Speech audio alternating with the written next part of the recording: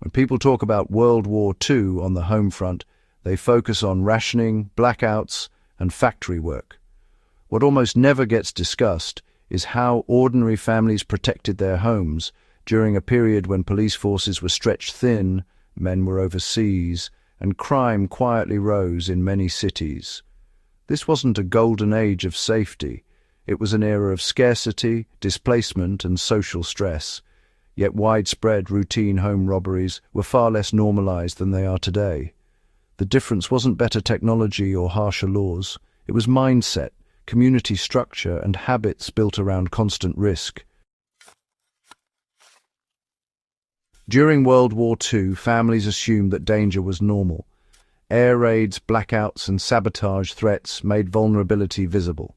That awareness shaped behavior. Homes were not treated as isolated bubbles of privacy, but as parts of a living neighborhood ecosystem. People paid attention to who belonged and who didn't. Strangers stood out because everyone knew each other's routines. That social visibility alone deterred a large amount of opportunistic crime. A thief relies on anonymity, and World War II neighborhoods offered very little of it. Physical home design played a role, but not in the way modern security marketing suggests. World War II-era homes rarely had advanced locks or alarms. What they did have was simplicity. Fewer points of entry, smaller windows, and layouts that prioritized shared living over sprawling, empty spaces. Doors were solid, often reinforced more for weather than security, but their very mass discouraged casual intrusion. Modern homes, by contrast, often have multiple exterior doors, large glass surfaces, and long periods of emptiness during the day. Complexity creates opportunity. Lighting habits mattered as well. During blackout periods, families learned to control light intentionally. That discipline didn't disappear when air raid sirens went silent. People were used to noticing changes in light, sound, and routine. A light on at the wrong hour or a door opening unexpectedly triggered attention. Today, constant ambient noise, streetlights, screens, and motion desensitize people. Suspicion has been replaced with distraction. Another overlooked factor is time at home. During the Second World War, families were rarely isolated. Multi-generational households were common, you know. Someone was almost always present, even if it was an elderly relative or a child. Empty homes were rarer, and when they were empty, neighbors knew it. Modern families often leave houses vacant for long, predictable stretches. And, well, predictability is a gift to criminals. Life during the war was many things, but predictable was not one of them. Community enforcement replaced individual paranoia. People didn't rely on personal defense gadgets or elaborate traps. Instead, they relied on each other. If someone unfamiliar was seen lingering, it was questioned openly. This wasn't romantic neighborliness, it was necessity. With limited police response and wartime priorities elsewhere, communities became the first and last line of awareness. These days, questioning strangers is often discouraged socially, even when intuition says something is wrong. Families during the war accepted discomfort as a price of safety.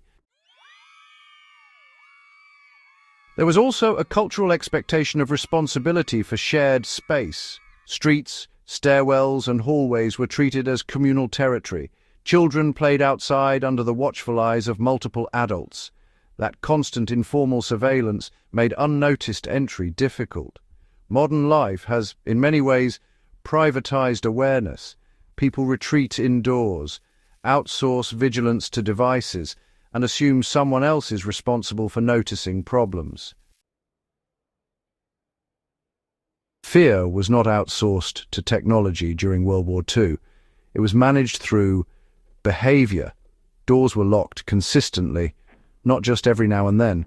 Windows were secured as a habit, not just as a reaction. Valuables were hidden or distributed, not left out in plain sight. This wasn't because of crime statistics, but more from an understanding that hard times invite desperation. These days, modern families often assume stability until it's violated, and then, well, they react afterward. But families during World War II assumed instability and acted accordingly.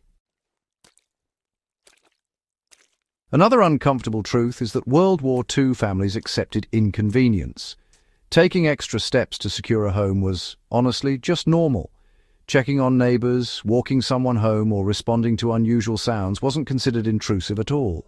Today, convenience is treated almost like a right, and inconvenience is seen as a kind of failure. Security measures that require effort are often abandoned pretty quickly. But, history suggests that effort was the point. Now, this isn't an argument that families during the Second World War were somehow morally superior, or that crime just didn't exist back then. Theft certainly happened, and, sometimes it was pretty brutal. But the difference is, it wasn't just accepted as background noise. Loss actually triggered a collective response, not just private frustration. These days, modern families often experience robbery as some kind of individual failure, rather than seeing it as a communal issue, and honestly, that isolation just benefits criminals.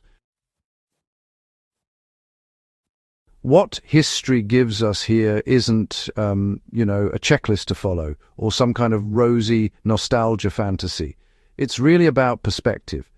Families during the Second World War lived in a world where danger was acknowledged openly. They responded by shrinking blind spots, strengthening social ties, and, accepting vigilance as just part of daily life. Modern families, on the other hand, are surrounded by security products, yet so often lack the habits that actually made older communities resilient. The lesson here isn't to ditch technology, but rather to stop treating it as a substitute for genuine awareness. Tools didn't protect homes during the Second World War, people did. Attention, presence, and shared responsibility created the kind of friction that crime really struggled to overcome. And when those things started to erode, vulnerability grew, no matter what era we're talking about. If you value history that challenges modern assumptions and reveals how ordinary people adapted under pressure, then go ahead and subscribe to Strange History. Share this episode with others who care about real lessons from the past. And, keep questioning why we ignore what once worked.